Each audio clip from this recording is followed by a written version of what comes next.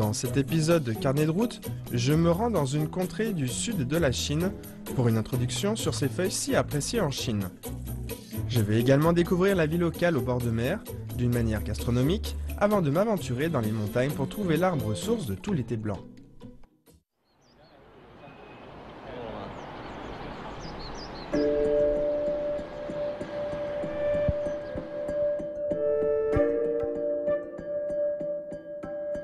Bienvenue dans la province du Fujian, sur le littoral sud-est chinois. Ça m'a pris 4 heures pour venir de Beijing en comptant l'avion et la route. Et si je suis venu ici, c'est pour chercher un type bien particulier de feuilles.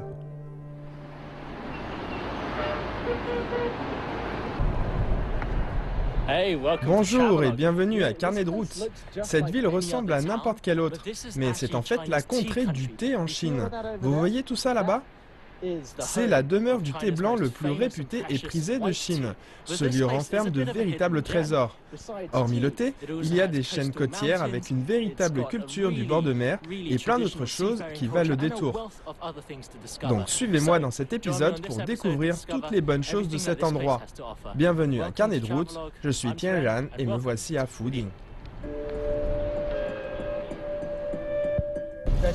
Cette rivière est propre. Oui, les vêtements sont mieux nettoyés ainsi. C'est de l'eau de mer? Non, Mais où est la mer?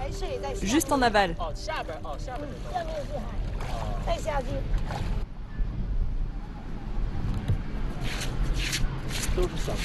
Malgré l'image moderne de la ville, les habitants aiment toujours faire les choses à l'ancienne.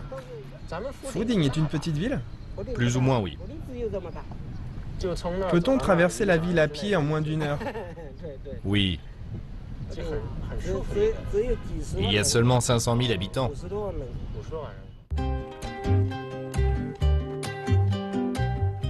Le cœur de la ville est traversé par le fleuve Trong. Ces bancs sont un lieu social important des habitants pour se divertir ou pour bavarder. Plus loin, en aval, le fleuve vient se jeter dans la mer orientale de Chine.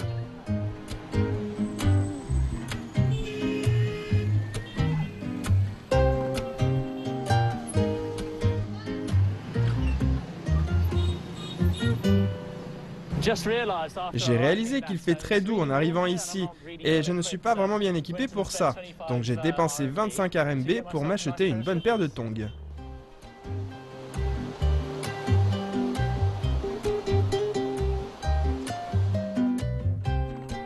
Ici, le rythme de vie est assez décontracté malgré les abords modernes de Fuding.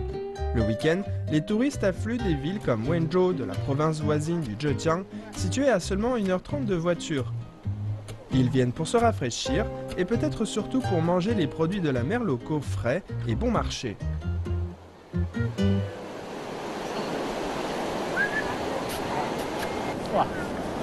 Le courant est assez fort ici, mais malgré ça, c'est assez froid.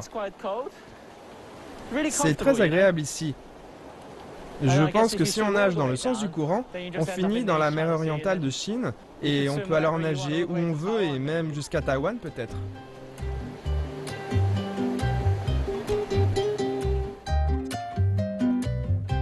Vous avez sûrement remarqué que l'eau d'ici est de bonne qualité avec cette abondance en oiseaux. Et malgré l'énorme quantité de carpes dans le fleuve, les habitants préfèrent pêcher leurs cousins d'eau salée.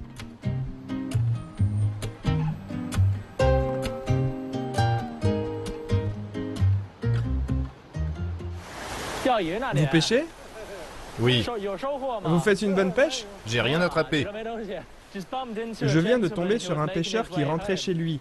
Il a donc pêché, et ce qui est vraiment intéressant, c'est qu'ici, où l'eau est très calme, c'est le fleuve Trong, et juste là, l'eau rencontre la mer orientale de Chine. Donc, si on veut, on peut pêcher dans une zone d'eau douce, ou bien dans une zone d'eau de mer.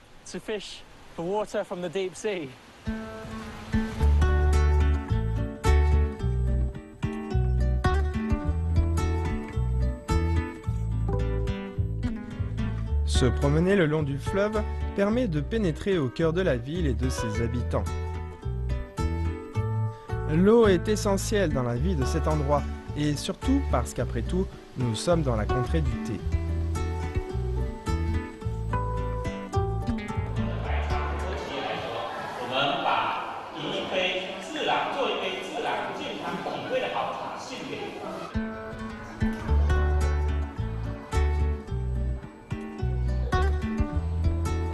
À Fuling, tous les magasins vendent le thé blanc local. Il n'est pas tellement bu en dehors du sud de la Chine. On dit que ces dernières années, le thé blanc vit une sorte de renaissance parmi les amoureux du thé en Chine.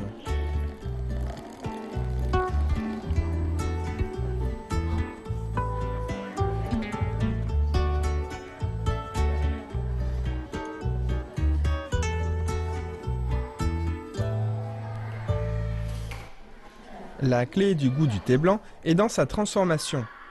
Afin de garder le goût naturel des feuilles de thé, la seule chose qu'on leur fait est de les sécher au soleil.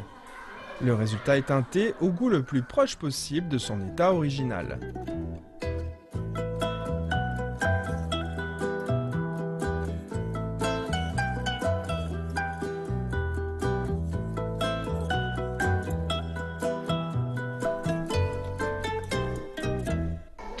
Ce thé est prêt, on peut le boire? Oui. Merci. Ce sont les pointes des feuilles de thé, n'est-ce pas? Oui, ils les appellent aiguilles d'argent et ils viennent des bourgeons les plus tendres. Donc ce sont les meilleures feuilles de thé. Oui, c'est la meilleure catégorie.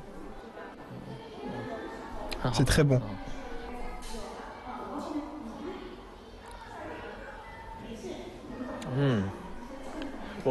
Je ne sais pas comment exprimer ça. Je ne sais pas comment parler du thé. C'est très léger, avec juste une petite note d'amertume dans l'arrière-goût. Mais c'est comme ressentir le printemps dans sa bouche. Et je sais que ça peut paraître cliché, mais c'est le plus frais des thés de ce printemps. Et je pense que ce genre de thé reflète sa saison. Pourrais-je en reprendre une tasse? Vous devriez sentir une touche de douceur dans ce thé. Donc j'ai appris des choses sur le thé. C'est un des rares thés qui peut vieillir. Donc si vous regardez ici, vous verrez comment les feuilles changent avec le temps, devenant, je pense, plus foncées, plus larges. Mais aussi, comme un bon vin, plus le thé est vieux, plus il est cher. Ici, vous avez des thés de 13, 20, 25 et 40 ans d'âge qui, à ce moment-là, vaut 90 000 RMB par kilo, ce qui s'approche de la valeur de l'or. Donc la coupe que je tiens là contient du thé de 15 ans d'âge qui vaut 12 000 RMB le kilo. Donc on ne voudrait perdre une goutte pour rien au monde. Je descends ça.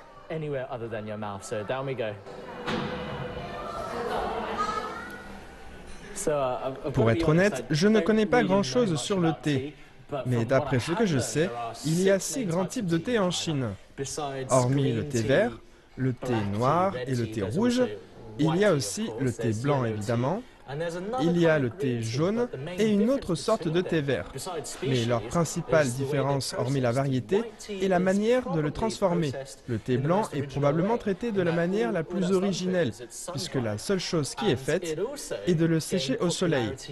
Il a gagné en popularité en Allemagne et au Royaume-Uni avant de l'être en Chine.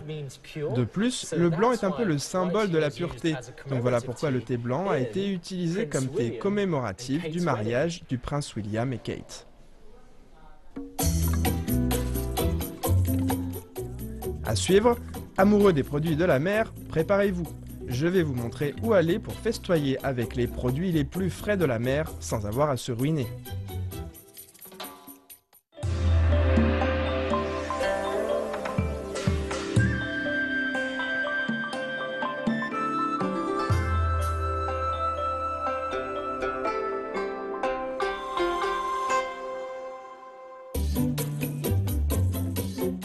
Dans cet épisode de Carnet de route, je me rends dans une contrée du sud de la Chine pour une introduction sur ces feuilles si appréciées en Chine. Je vais également découvrir la vie locale au bord de mer, d'une manière gastronomique, avant de m'aventurer dans les montagnes pour trouver l'arbre source de tous les thés blancs.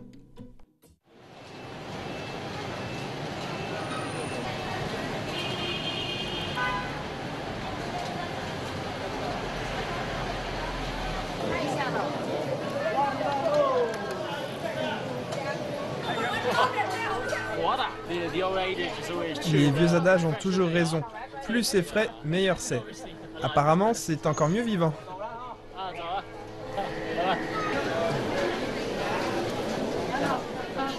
Qu'est-ce qu'il y a de bon? Qu'est-ce qu'il y a de frais? C'est la saison des couteaux.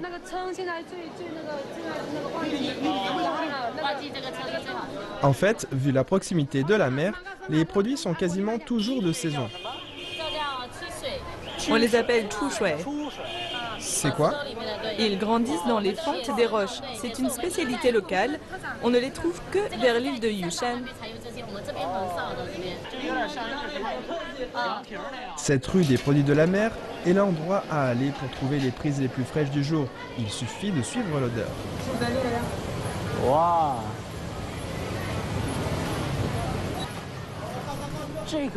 Je n'avais pas vu ça avant. On peut enlever toute la peau comme ça.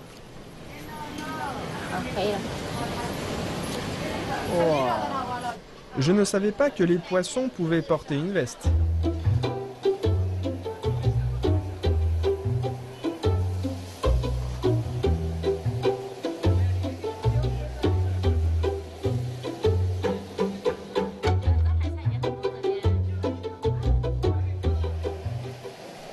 Cette rue ne paye pas de mine, mais croyez-moi, le week-end, c'est bondé de gourmands des provinces voisines.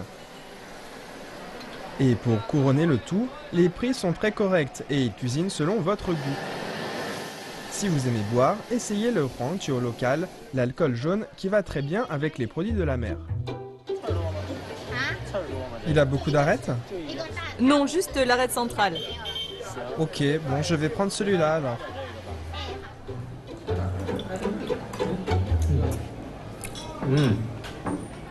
Nous sommes à un véritable festin fait de l'abondance des produits de la mer. En fait, Fuding est très connu pour tous ses amuse-bouches locaux et ses produits de la mer. Ici, il s'agit du filet que j'ai choisi juste avant. Ceci est un délice local, les boules de poisson en soupe. Nous avons également ce dessert à l'igname ici. Et ceci est un coquillage qui pousse entre les roches et qui a un nom très bizarre, personne ne le sait en fait. Mais c'est vraiment délicieux, ça a le goût de crabe.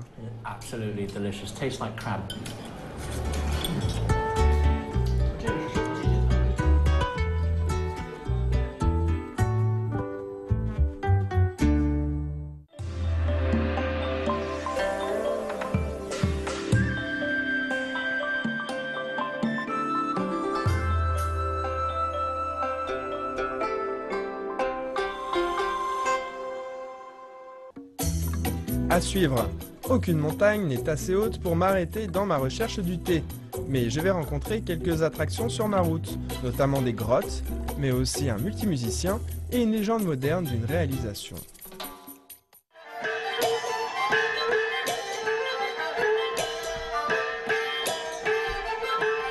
Malgré la pluie, nous nous rendons à la destination la plus connue de Fuding, le mont Traimu.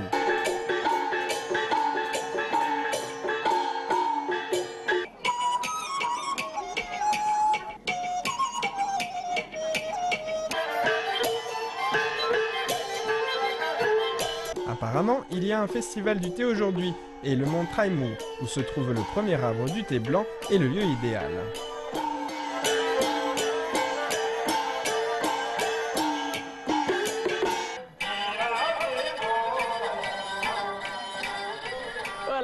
Comme vous pouvez le voir, la saison des pluies bat à son plein et c'est très brumeux aujourd'hui. Mais ça ne m'a pas empêché de venir ici et d'apprécier une tasse de thé et ce génialissime multimusicien. Je vais voir ça de plus près.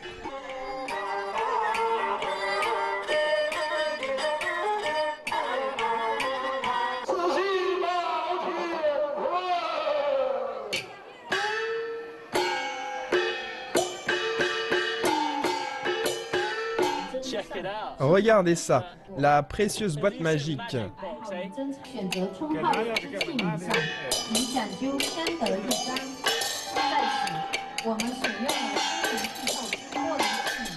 Ah, ce n'est pas si facile. Mais c'est marrant. Vous avez monté ça tout seul? Oui. Il semble qu'il y ait 6 instruments. Combien d'instruments utilisez-vous au total? 6 plus un tambour, ça fait 7. J'ai aussi une suona et 2 instruments à cordes. Ça fait 10.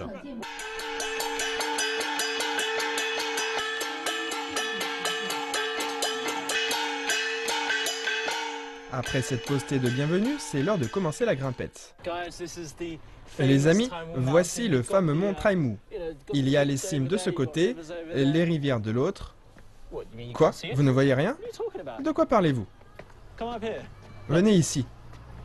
Regardez, nous y voilà. Le mont Traimu vous souhaite la bienvenue.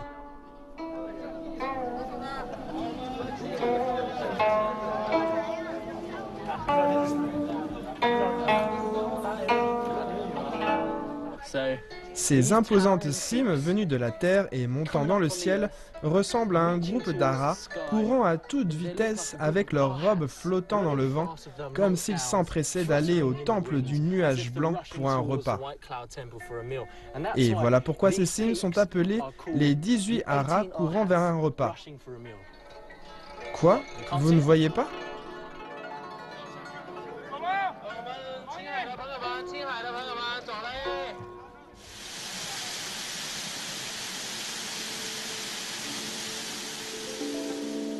Oui, d'accord, le brouillard est légèrement épais aujourd'hui.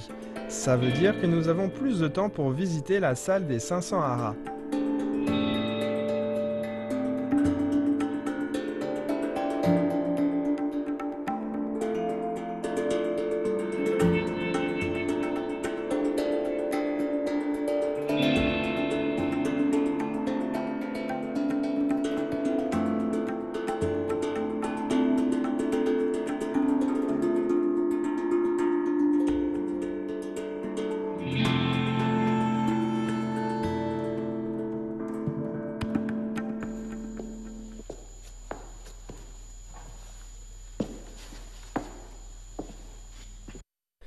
Il y a une histoire incroyable sur cet endroit.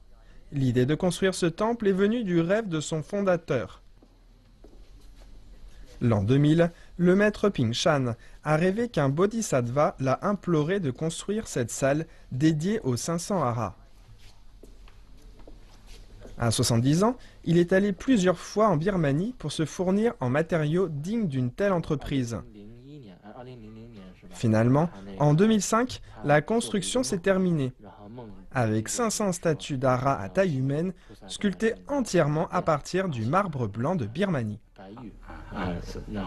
做500个罗汉是他那当时这个他去缅甸去了多少趟？因为这个去了2-3趟，2-3趟，也是蛮辛苦的是啊，这请回来500罗汉，挺不容易的。然后每一个罗汉都是跟咱们人的高海都差不多哈。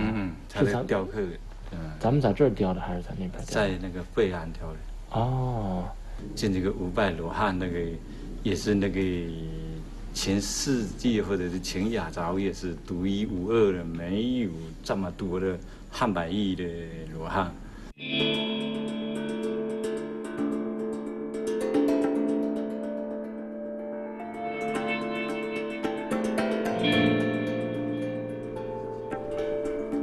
Le nombre de statues est impressionnant, mais quelque chose d'autre est intriguant sur ces statues. Et après un tour du temple que nous avons pu faire grâce à la courtoisie du moine supérieur, j'ai finalement trouvé la réponse à la question qui me taraudait.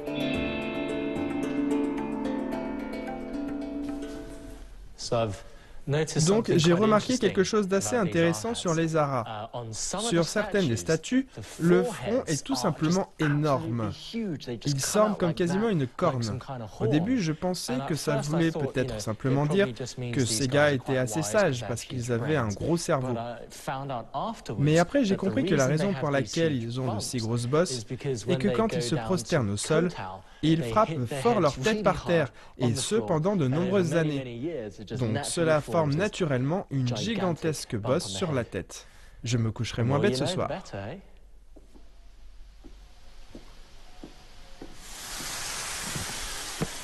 Allons-y, dans l'inconnu. Le brouillard donne lieu à un air mystérieux. Malheureusement, il cache aussi certaines des plus belles vues du mont Taimur.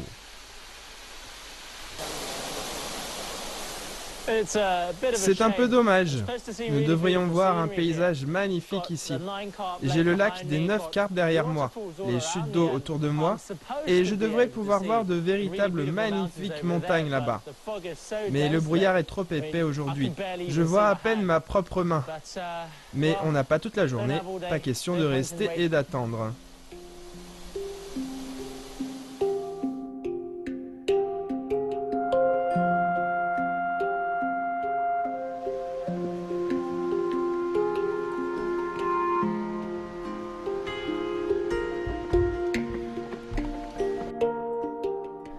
Il semble que l'avantage de toute cette humidité est d'avoir la chance de pouvoir vraiment se nettoyer les poumons.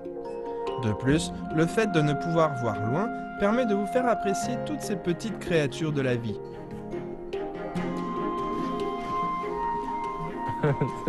Ce brouillard est tellement épais. Où allez-vous? Nous sommes allés au lac, mais on ne voyait rien.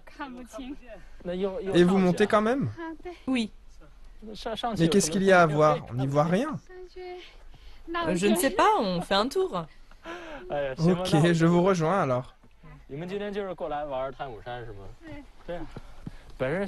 Nous voulions gagner le sommet. On nous a dit que c'est magnifique. Oui, quand il fait beau temps. Mais aujourd'hui, on ne peut qu'imaginer à quoi ça ressemble d'après les photos sur les panneaux.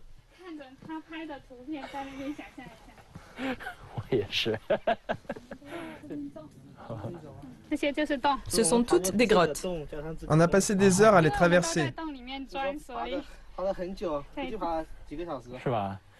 En suivant leurs conseils, nous allons explorer les grottes.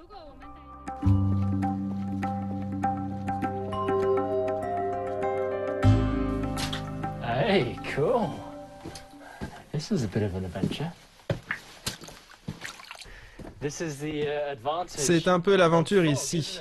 C'est l'avantage qu'il y ait du brouillard, non? Maintenant, on dirait vraiment qu'on est en train d'explorer un lieu ancien. En fait, cet endroit s'appelle la grotte des 7 étoiles. En fait, ce n'est pas vraiment une grotte, c'est plutôt une crevasse à travers les rochers.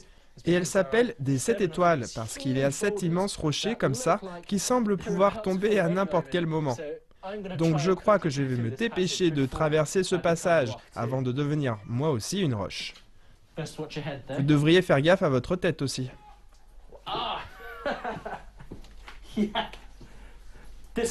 L'inconvénient du brouillard est qu'il y a de l'eau de partout.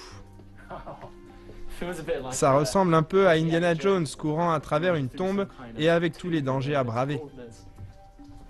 Je dois dire que je ne recommanderais pas ce passage si vous êtes claustrophobe ou si vous êtes plus large sur les côtés. Mais c'est vraiment, vraiment beau. C'est comme un canyon préhistorique. Je m'attends à voir des ptérodactyles ou autres dragons. Non, pas des dragons, mais des dinosaures volant au-dessus à tout moment. Et excitant tout ça. C'est la grotte des 7 étoiles. Vous voyez ces 7 gros rochers?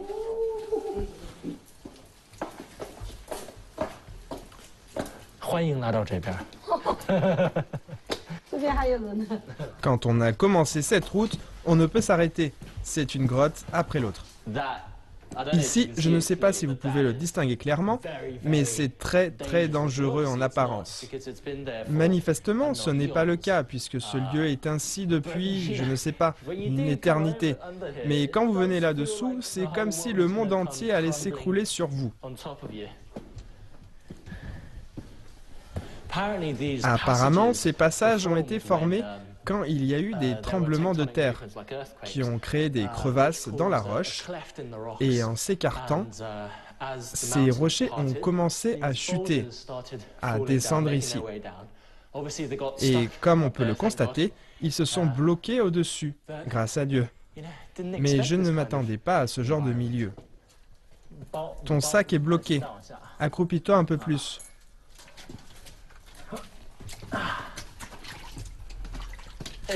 Nous y voilà. Attention à la tête.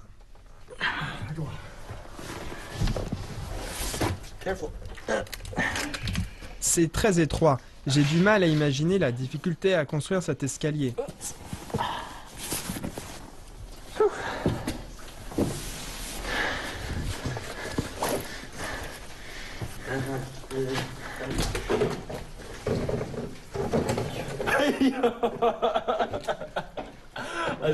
Je crois qu'on a un peu trop mangé au dîner. Au déjeuner, je veux dire.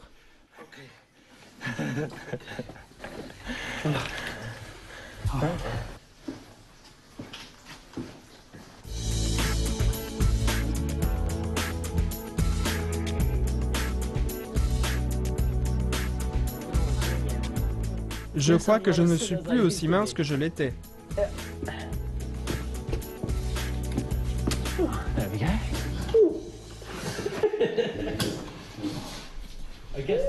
Eh ben, je pense que le ventre peut poser problème ici. Avant d'entrer dans cette caverne, je vous recommande de vous peser et vous mesurer.